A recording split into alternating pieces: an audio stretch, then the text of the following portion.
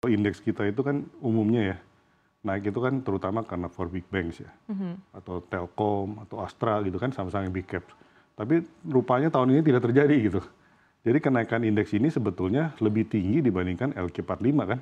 Kalau dilihat kan apalagi indeks 30 itu lebih rendah semua gitu. Kenapa itu bisa terjadi? Karena beberapa saham dari grupnya Barito ya, 4 saham itu yang naiknya kalau saya total plus aman itu hampir 600 poin. Ya. Sedangkan kenaikan kita itu kan 400 poin lebih lah. Nah, sedangkan for big bank itu sekitar 386 sampai kemarin saya hitung-hitung tuh. Jadi sebetulnya kenaikan ini lebih disebabkan oleh 5 saham itu ketimbang for big banks gitu. Jadi itu yang perlu kita cermati juga sebetulnya. Oke, baik. Jadi kurang lebih Anda mengatakan ini sebetulnya ada sedikit Barito efek begitu ya, Pak Surya ya. Kemudian dari Pak Prama sendiri seperti apa begitu? Karena kalau kita lihat tadi seperti yang disampaikan ya, bahwa memang ini menitik beratkan kepada emiten-emiten tertentu saja begitu untuk penguatan yang terjadi untuk indeks harga saham gabungan, dan bahkan kalau kita lihat begitu ya, setengah dari penguatan di sepanjang tahun ini sebetulnya dicapai dalam 1 bulan terakhir begitu. Seperti apa Anda melihatnya untuk evaluasi penguatan IHSG kita, apakah memang akan sustain begitu ya, artinya di level 7.300 ini bisa semakin bisa diperkuat begitu ya posisi ini, atau seperti apa pandangan Anda Pak Prama? Ya, memang benar bahwa seperti dijelaskan tadi bahwa kalau lihat kondisi selama 2023, khusus sampai dengan kuartal ketiga, tren IHSG mengalami penurunan ya, dengan kondisi fluktuasi ya. Itu karena memang juga kondisi kita pahami ada penurunan dari harga komoditas, kemudian kenaikan tingkat suku bunga ya, dan faktor geopolitik menjadi sentimen negatif bagi market juga. Tapi kemudian pada kuartal keempat, khususnya mulai bulan November, terjadi pembalikan ya, sehingga indeks bisa ditutup di level 7.272 ya. Ini suatu prestasi juga ya, bahwa kita patut apresiasi. Salah satunya mungkin juga dipengaruhi oleh kondisi makro ya, adanya sentimen positif dari The Fed yang akan menurunkan tingkat suku bunga ke depannya ya, sehingga itu juga memberikan potensi bahwa dana-dana investor yang tadinya masuk ke Amerika kemudian bisa kembali lagi ke emerging market khusus ke Indonesia, untuk kemudian nanti potensi untuk ke depannya ini akan lebih baik lagi. Oke, optimisme untuk di tahun 2024 dari Pak Prama. Tapi kalau kita kilas balik lagi untuk di sepanjang tahun 2023, sebetulnya memang yang cukup challenging juga adalah dari sentimen-sentimennya cenderung wait and see. Kemudian kita lihat juga dari nilai transaksi juga sebetulnya masih belum terlalu besar ya ketika kita compare juga dengan nilai transaksi harian di sepanjang tahun 2022. Seperti apa Anda melihat hal ini, dan seperti apa outlook-nya untuk nilai transaksi di tahun 2024 nanti, Pak Surya? Harusnya 2024 lebih bagus ya dibanding 2023 ya. Tahun ini memang terjadi penurunan mungkin sekitar 30% gitu ya, 10 triliun kan sehari kira-kira. Tahun lalu itu jauh lebih besar gitu. Penyebabnya adalah salah satunya juga mungkin penurunan dari transaksi dari investor lokal yang tadinya sangat mendominasi sejak COVID, itu mendominasi sekali gitu ya. Perlahan turun karena salah satunya adalah kenaikan suku bunga yang suku bunganya sangat tinggi ya tahun ini. Kemudian juga ada penutupan kode broker dan kode asing. Ya, itu juga membuat yang tadinya biasanya tujuannya sebetulnya bagus ya, supaya tidak terjadi FOMO, tapi itu rupanya ada efek lain gitu. Efek lainnya yang si investor lokal ini, yang retail khususnya, menjadi kurang semangat gitu ya dalam bertransaksi gitu. Jadi itu beberapa hal yang memang yang membuat kenapa transaksi tahun ini agak turun ya dibandingkan tahun lalu.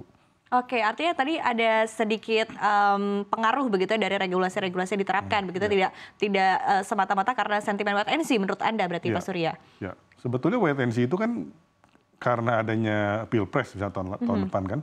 Tapi sebetulnya kalau dari historical biasanya itu sebelum terjadinya Pilpres atau apapun, sebetulnya orang itu posisi untuk masuk itu lebih bagus sebetulnya. Kesempatan di situ sebetulnya kan. Tapi itu rupanya tidak begitu terlihat tahun ini ya. Jadi saya perkirakan sih mungkin tahun depan harusnya lebih bagus ya setelah ada kepastian ya. Oke, baik. Dari Anda sendiri Pak Prama seperti apa? Apakah Anda memiliki perspektif lain atau justru sama seperti yang tadi disampaikan oleh Pak Surya begitu, artinya bahwa memang tidak pure wait and see saja, which is sebetulnya banyak sekali sentimen yang dilihat begitu oleh para pelaku pasar di sepanjang tahun 2023 ini. Tapi ada juga tadi faktor-faktor lain termasuk adalah regulasi begitu. Seperti apa Anda melihat hal ini Pak Prama? Ya, memang tadi seperti disampaikan oleh Pak Surya juga bahwa banyak faktor ya terkait tadi penurunannya transaksi ya. Tadi karena misalnya karena kenaikan tingkat suku bunga gitu ya, sehingga investor kemudian switching investasinya dari pasar saham kemudian ke pasar obligasi gitu ya.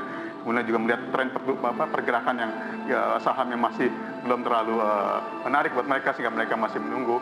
Tapi kalau kita lihat dengan rata-rata nilai transaksi harian sebesar 10,75 triliun ya, itu masih inline dengan target Bursa Efek Indonesia sendiri ya, sebesar 10,75 triliun per hari gitu ya. Dan kalau kita bandingkan misalnya dengan lebih jauh lagi ya, memang kalau tahun lalu kita lihat nilai transaksi cukup tinggi ya, karena memang pasca pandemi terjadi kenaikan transaksi signifikan. Tapi kalau kita lihat lebih jauh lagi, sebelum terjadinya pandemi, tahun 2019 itu rata-rata nilai transaksi sekitar 9,5 triliun ya. Artinya bahwa sekarang nilai kondisi normal pasca pandemi ternyata telah mencapai lebih tinggi dari kondisi sebelum pandemi yang kondisi normal juga gitu. Jadi ini suatu apresiasi juga kita lihat ya.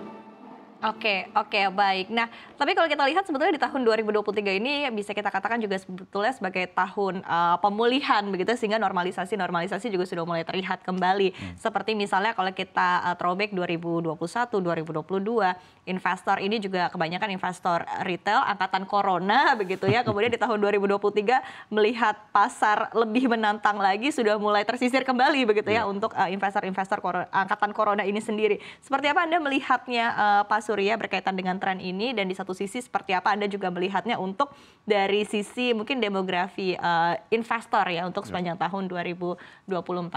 Ya, angkatan corona ini kan dapat dibilang kan investornya rata-rata itu kan muda ya, umurnya muda, dan mereka tuh umumnya lebih menyukai new economy ketimbang old economy. Jadi pada waktu itu mungkin sekitar zaman COVID awal, saya ngomong fundamental tuh nggak ada yang mau denger. Semua dengernya kan pokoknya perusahaan teknologi lebih asik gitu kan. Itu yang lain udah ketinggalan zaman gitu. Tapi perlahan-lahan kan itu mulai berbalik. Orang mulai melihat kembali ke fundamental karena suku bunga yang tinggi ini kan membuat perusahaan-perusahaan teknologi ini banyak yang tertekan ya. Karena tingkat suku bunga yang begitu tinggi gitu ya. Mereka mungkin susah financing, akhirnya harga sahamnya banyak yang turun. Sehingga akhirnya juga mereka mulai sadar gitu bahwa tidak bisa melihat hanya dari growth yang kedepannya seperti apa gitu kan. Harus dilihat juga kondisinya seperti apa gitu. Jadi itu yang membuat investor-investor retail yang muda-muda ini banyak yang mulai menahan diri kan pada waktu tahun ini gitu. Tapi saya pikir perlahan-lahannya akan pulih kembali ya setelah tahun depan, mungkin ada penurunan suku bunga, kemudian juga ekonomi Indonesia yang masih bagus ya, walaupun mungkin tahun depan lebih lemah dari tahun ini, tapi saya pikir sih masih mendekati 5% gitu ya. Jadi hal-hal itu semua membuat saya sih cukup optimis ya dengan Bursa Efek Indonesia ya. Apalagi tahun ini kan dengan banyaknya net profit dari perusahaan-perusahaan besar seperti perbankan yang mencapai rekor itu kan tidak terlihat di indeks gitu. Masih banyak yang belum tertranslasi gitu. ke indeks itu. Jadi itu harusnya sih menjadi sesuatu yang positif di tahun depan harusnya ya. Oke, artinya Anda juga bisa melihat ada potensi, ada artinya optimisme begitu ya, bahwa di tahun depan ini mungkin welcoming back ya untuk para investor corona ya. Karena tadi market akan lebih, bisa kita katakan akan lebih ramah begitu Pak Surya. Ya. Terutama dengan penurunan suku bunga ya. Karena penurunan suku bunga itu biasanya tidak terjadi hanya satu aja gitu. Harusnya kan berkesinambungan gitu. Jadi mungkin tahun depan perkiraan saya sih mungkin bisa 5 kali basis point gitu ya. 5 kali 25 basis point gitu. 125 gitu dari Fed aja. Oke, dari Fed saja. Dari Bank Indonesia? BI mungkin juga mendekati lah. Oke. Ya, jadi itu suatu hal yang sangat positif tahun depan. Apalagi pemilu juga sudah selesai mungkin kan tahun depan kan. Jadi itu semua hal positif yang akan mendorong kembali indeks kita ya. Karena indeks kita itu sebetulnya mau tidak mau tuh pasti akan ke depannya akan naik. Karena IPS-nya kan kita selalu tumbuh kan. IPS itu selalu tumbuh, nggak ada IPS yang negatif kecuali zaman COVID gitu. Jadi itu sesuatu yang anomali lah kalau zaman COVID. Kalau kondisi normal harusnya IPS kita akan tetap naik, indeks kita juga akan tetap naik gitu. Oke, baik. Ini optimisme juga disampaikan begitu oleh Pak Surya. Tapi ketika kita melihat optimisme, tentu kita juga akan melihat juga begitu ya perspektif lain, mungkin challenge-nya juga untuk market kita di sepanjang tahun 2024 begitu ya. Seperti apa Pak Prama? Ya, artinya kalau untuk lihat tahun 2024 juga saya memandang bahwa untuk market Indonesia akan lebih baik ya dengan dibanding posisi sekarang ya. Tadi disampaikan juga oleh Pak Surya, penurunan tingkat suku bunga yang direncanakan di tahun 2024 oleh The Fed juga akan berdampak juga ke Indonesia gitu ya. Diharapkan juga tingkat suku bunga di Indonesia juga bisa turun lagi. Industri akan lebih ekspansif lagi gitu ya. buat perbankan juga bisa lebih banyak menyalurkan perbankannya. Kemudian juga dana-dana yang tadinya oleh investor tempatkan di surat utang gitu ya, kemudian bisa masuk lagi ke pasar saham lagi gitu ya, sehingga sisi demand akan terus meningkat gitu ya. Itu satu poin juga. Ditambah lagi juga ada peristiwa politik yang kita akan jalani ya. Ini kita sudah buat pengalaman selama ini bertahun-tahun, berkali-kali dilakukannya pemilu ya, selama ini berjalan lancar, dan dari pengalaman sebelumnya bahwa pasca pemilu justru IHSG akan cenderung naik kembali ya, akan naik ya, karena memang optimisme dengan adanya pemimpin baru dan kebijakan baru yang bisa membantu untuk terus melanjutkan pertumbuhan ekonomi ya. Jadi kami optimis juga bahwa ke depan IHSG akan lebih baik dibanding posisi pada akhir tahun ini.